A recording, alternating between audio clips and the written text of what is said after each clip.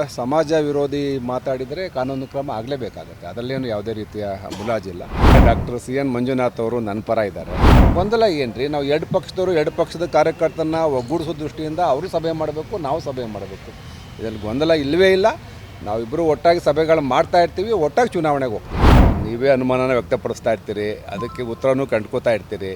100ಕ್ಕೆ 100 ಭಾಗ ಟಿಕೆಟ್ ಸಿಗುತ್ತೆ. ರಾಮನಗರದಲ್ಲಿ ನಮ್ಮ ನೂತನ ಸಂಸದರಾಗಿ ಡಾಕ್ಟರ್ CN ಮಂಜುನಾಥ್ ಅವರು ಆಯ್ಕೆ ಆದಮೇಲೆ ಭಾಳ ಕ್ರಿಯಾಶೀಲವಾಗಿ ಕೆಲಸಗಳನ್ನು ಮಾಡ್ತಾಯಿದ್ದಾರೆ. ಒಬ್ಬ ಸಂಸದರಾಗಿ ಸೆಂಟ್ರಲ್ ಗೌರ್ಮೆಂಟ್ನ ಹಲವಾರು ಯೋಜನೆಗಳನ್ನು ತರುವುದರಲ್ಲಿ ಅವರು ಉತ್ಸುಕದ ಕೆಲಸ ಮಾಡ್ತಾಯಿದ್ದಾರೆ. ಜೊತೆಗೆ ಈ ಜಿಲ್ಲೆಯ ಜನಸಾಮಾನ್ಯರಿಗೆ ಸಿಗಬೇಕು ಸಂಸದರು ಅನ್ನೋ ದೃಷ್ಟಿಯಿಂದ ಅವರು ಇವತ್ತು ಕಚೇರಿಯನ್ನು ತೆರೆದಿದ್ದಾರೆ. ಹಾಗಾಗಿ ನಾನು ಬಂದು ಅವರಿಗೆ ಶುಭವನ್ನು ಹಾರೈಸಿ ಮುಂದಿನ ದಿನಗಳಲ್ಲಿ ಅವರು ಜನಸ್ನೇಹಿಯಾಗಿ ಜನಸಾಮಾನ್ಯರ ಕಷ್ಟ ಸುಖಗಳಿಗೆ ಸ್ಪಂದಿಸ್ತಕ್ಕಂಥ ಕೆಲಸವನ್ನು ಸಂಸದ ಜೊತೆಯಲ್ಲಿ ನಾವು ನಮ್ಮ ಎಲ್ಲ ಪ್ರಮುಖರು ಎಲ್ಲ ನಮ್ಮ ಪಕ್ಷದ ಏನು ಮುಖಂಡರುಗಳಿದ್ದಾರೆ ಅವರಿಗೆಲ್ಲ ಅನುಕೂಲ ಆಗೋ ದೃಷ್ಟಿಯಿಂದ ಒಳ್ಳೆ ಕೆಲಸ ಮಾಡಿದ್ದಾರೆ. ಕಚೇರಿ ಓಪನ್ ಮಾಡಿದ್ದಾರೆ. ಶುಭ ಆಗಲಿ. ಅವರ ಗೆಲುವಿಗೆ ಸಾಕಷ್ಟು ಶ್ರಮ ಹಾಕಿ ಓಡಾಡಿದ್ವಿ, ಜವಾಬ್ದಾರಿ ತಗೊಂಡು ಕ್ಷೇತ್ರದ ಕಾರ್ಯನಿರ್ವಹಿಸಿದ್ವಿ. ಉಪಚುನಾವಣೆ ಬರ್ತಾ ಇದೆ, ಅವರಿಂದ ಯಾವುದೇ ರೀತಿ ನಿರೀಕ್ಷೆ ಇದೆ? ಇಲ್ಲ, ಡಾಕ್ಟರ್ CN ಮಂಜುನಾಥ್ ಅವರು ನನ್ನ ಪರ ಇದ್ದಾರೆ. ಅವರ ದಂಪತಿಗಳ ಸಮೇತ ನನಗೆ ಆಶೀರ್ವಾದ ಮಾಡಿದ್ದಾರೆ ಮೊದಲಿಂದನೂ ಕೂಡ. ಅವರ ಧ್ವನಿ ಯಾವಾಗಲೂ ಕೂಡ ನನ್ನ ಜೊತೆಯಲ್ಲಿ ಇರುತ್ತೆ. ಹಾಗಾಗಿ ಅವ್ರ ಬಗ್ಗೆ ನನಗೆ ಗೌರವ ಇದೆ.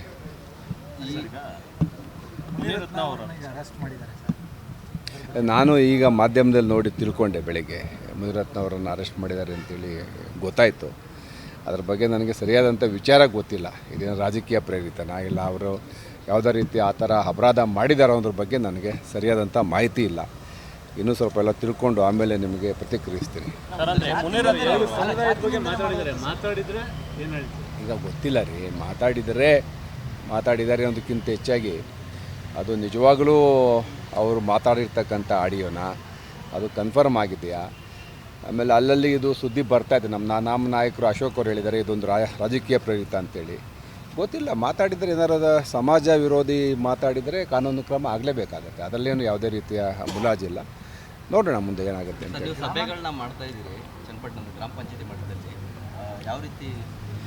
ಈಗ ನಾನೀಗ ನನ್ನ 5 ಜಿಲ್ಲಾ ಪಂಚಾಯತಿಯ ಪ್ರಮುಖರ ಸಭೆ ಕರೆದಿದ್ದೆ. ಇವತ್ತು ಬೆಳಗ್ಗೆ ಚನ್ನಪಟ್ಟಣ ಟೌನ್ನ ಪ್ರಮುಖರ ಸಭೆ ಕರೆದಿದ್ದೆ. ಬುಧವಾರದಿಂದ ಹಳ್ಳಿಗಳಿಗೆ ಹೋಗ್ತಾಯಿದ್ದೀವಿ. ಜನಗಳ ಪ್ರತಿಕ್ರಿಯೆ ಚೆನ್ನಾಗಿದೆ. ಒಬ್ಬರು NDA ಅಭ್ಯರ್ಥಿಯಾಗಿ BJP ಮತ್ತು JDSನ ಸಂಯುಕ್ತ ಅಭ್ಯರ್ಥಿಯಾಗಿ ನಾನು ಬರ್ತೀನಿ, ನನಗೆ ಆಶೀರ್ವಾದ ಮಾಡಿ ಅಂತ ಕೇಳ್ತಾ ಇದ್ದೀನಿ. ಜನ ಚೆನ್ನಾಗಿ ಪ್ರತಿಕ್ರಿಯಿಸ್ತಾ ಇದ್ದಾರೆ. ಆಪರೇಷನ್ ಹಸ್ತ ಅಂದರೆ BJP JDS ಮುಖಂಡರನ್ನ ಸೆಳೆಯುವಂಥ ಕೆಲಸ ಕಾಂಗ್ರೆಸ್ನಿಂದ ಆಗ್ತಾ ಇದೆ. ಅಂದರೆ ನೀವು ಇನ್ನೂ ಅಭ್ಯರ್ಥಿ ಆಯ್ಕೆ ಡಿಲೇ ಆದರೆ ಅವ್ರು ಅದು ಅನುಕೂಲ ಆಗಲ್ವಾ? ಅದೇನು ಆ ಥರ ಏನು ನಮ್ಮ ತಾಲೂಕಲ್ಲಿ ಪರಿಣಾಮ ಬೀರೋದಿಲ್ಲ. BJP JDS ಒಂದಾದರೆ ಅದೊಂದು ದೊಡ್ಡ ಶಕ್ತಿ.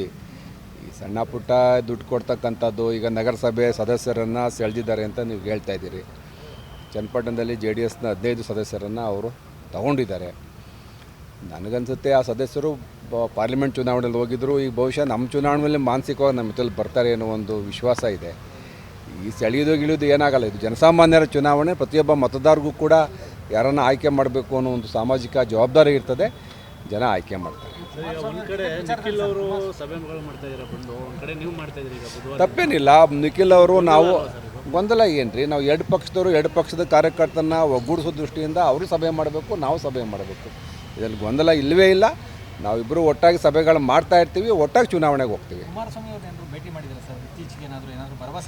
ಇಲ್ಲ, ಭಾಳ ಜನ ನಮ್ಮ ಮುಖಂಡರುಗಳು ಅವ್ರನ್ನ ಭೇಟಿ ಮಾಡಿದ್ದಾರೆ, ಮಾತಾಡಿದ್ದಾರೆ.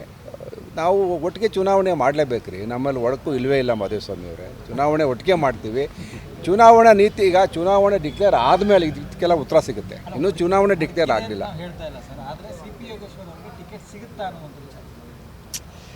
ನೀವೇ ಅನುಮಾನನ ವ್ಯಕ್ತಪಡಿಸ್ತಾ ಇರ್ತೀರಿ, ಅದಕ್ಕೆ ಉತ್ತರನೂ ಕಂಡ್ಕೋತಾ ಇರ್ತೀರಿ.